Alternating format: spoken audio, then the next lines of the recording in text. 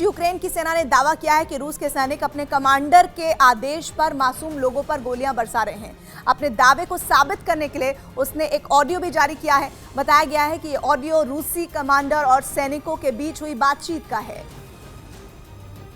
जिसमें पुतिन की सेना का एक कमांडर अपने पलटन को सख्त लहजे में आदेश देता सुनाई दिया। दावा है कि उसने युद्ध जीतने के रास्ते में आने वाले हर नागरिक को भी मार डालने का फरमान सुनाया। कहा जा रहा है कि रूसी सेना के कमांडरों के ऐसे ही आदेश के बाद यूक्रेन में कत्लेआम शुरू हो गया। बुचा, मारियुपोल जैसे शहरों में मासूम लोगों की लाशें बिछ गईं। आरोप तो ये भी है कि रूसी फौज ने बच्चों और महिलाओं को भी नहीं बख्शा और बर्बरता की सारी हदें पार कर दी। वहीं बुचा में हुए नरसंहार के बाद वहां राहत और बचाव का काम तेज कर दिया गया है, जिसके लिए यूक्रेन की सेना के कुछ जवान मदद के लिए बुचा पहुंचे, जिनके सामने पूरी तरह से तहस नहस एक शहर मौजूद था।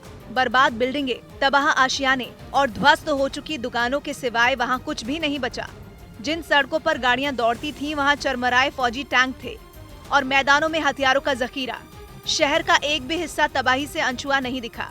रिहायशी बस्तियों को देखकर ऐसा लगा मानो यहाँ कभी कोई रहता ही नहीं था। चारों तरफ रूसी हमले के निशान साफ साफ देखे गए। रूस पर नरसंहार का आरोप लगाने वाले यूक्रेन ने वहां मौजूद कुछ लाशों के जरिए इसका सबूत भी पेश किया। वहां मौजूद लोगों को शहर के हालात देखकर उस पर यकीन करना मुश्किल हो गया।